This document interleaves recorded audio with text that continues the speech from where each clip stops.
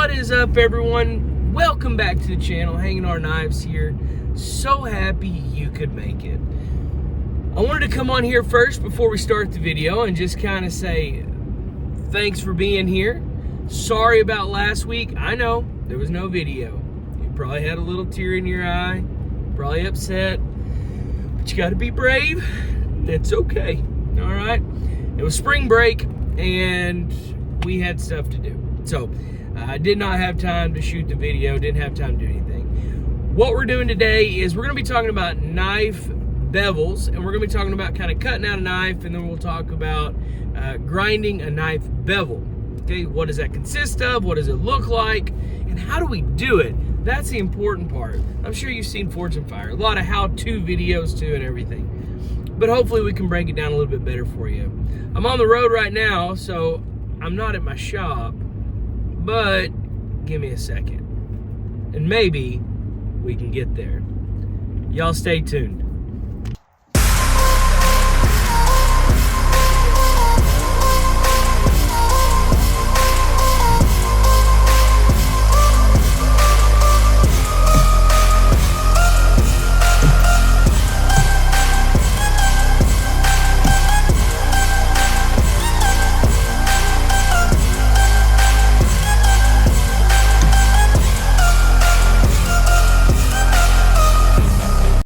What is up, everyone? Hanging Our Knives here, back with another glorious day in the shop. We're going to be going over today the actual processes of stock removal. Okay, now in our last video we talked about the difference between forge knife versus stock removal knife. Today we're actually going to be going through cutting these down and grinding our bevels. Okay, I'll show y'all a process on some other knives. I've got a little bit more steel here to cut out. When I get that cut out, I'll show you the process of a couple of these. Then, I've got 4 of these ones. Got 4 of these to grind. And profile and make sure they're all good, just like I want them. I'll grind the bevels. I'll show you all that process, and then we'll take it from there. Okay, so what we've done, I talked about in the last video, with these knives that we have stock removal on, basically what I did is I took a large saw blade, large piece of steel, whatever. These are actually made from old steel, old saw blade.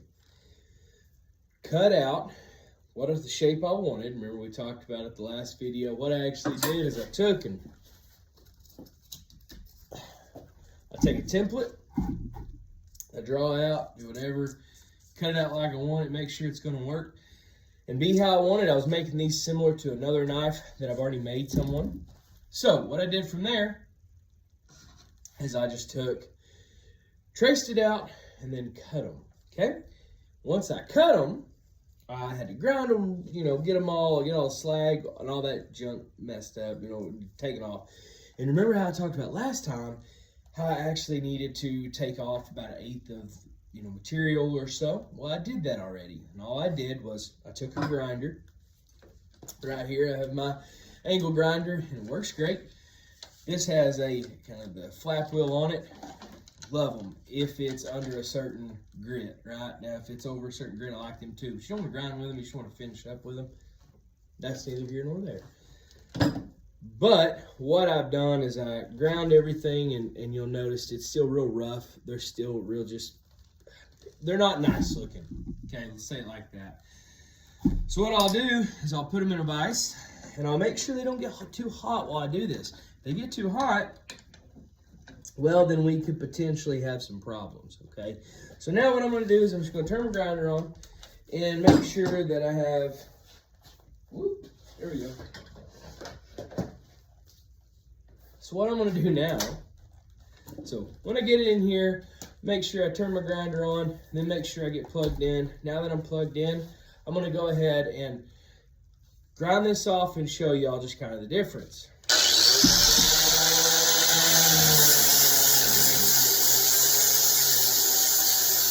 What I've done is I went through and I took all that junk off.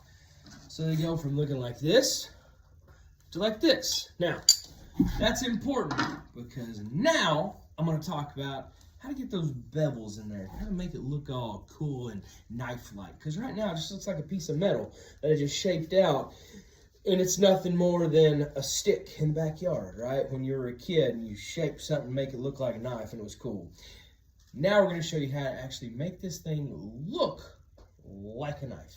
So, this is my 2x72 grinder. It's got these rollers here. It's got a belt that goes all the way around. You can't see the back of it right now, but my motor is right back here.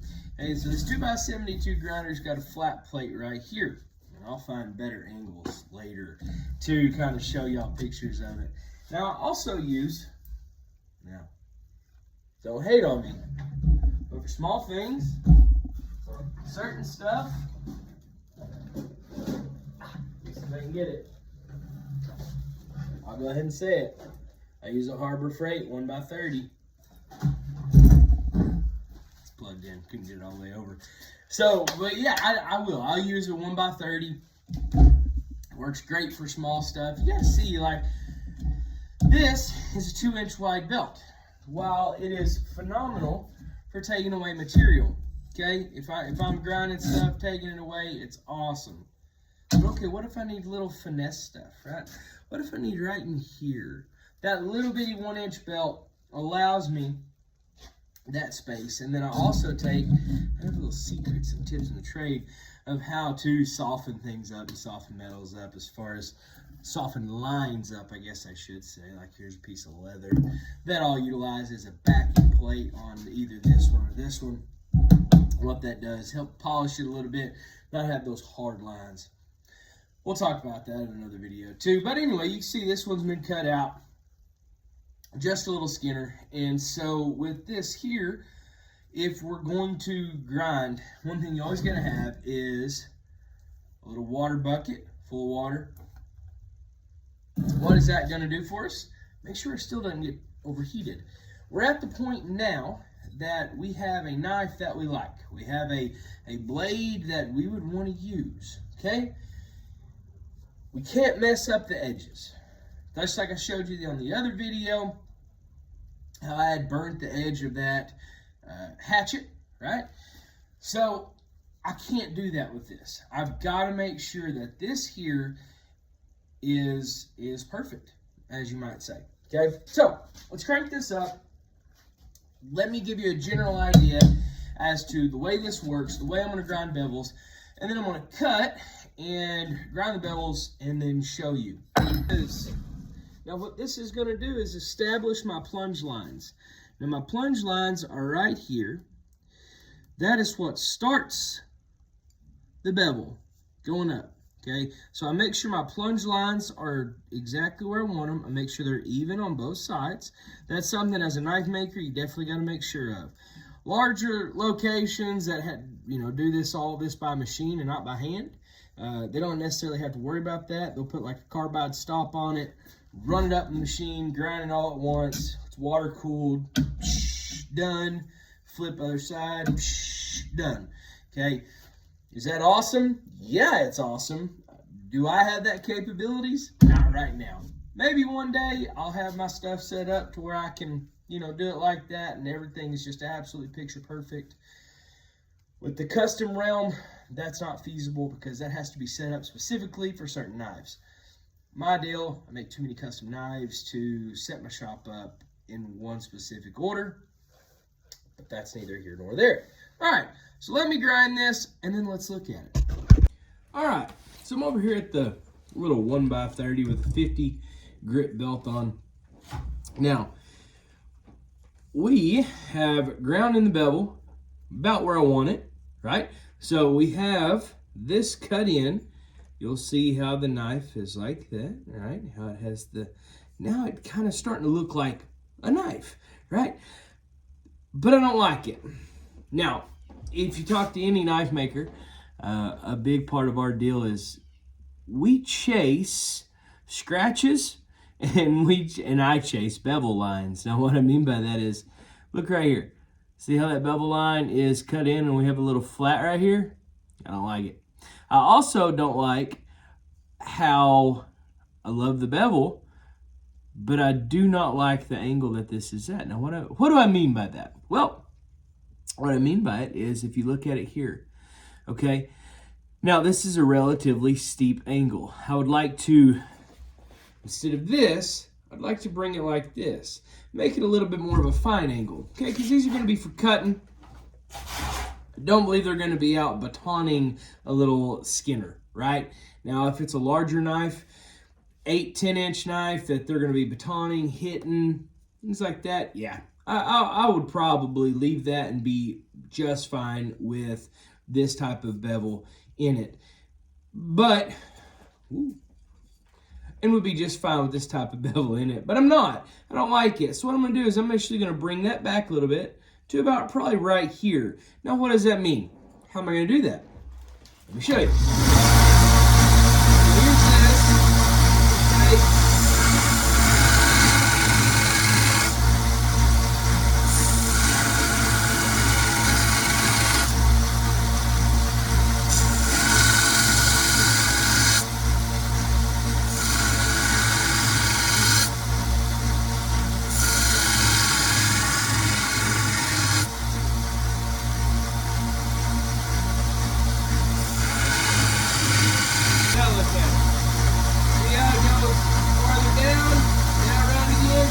Another tip yet.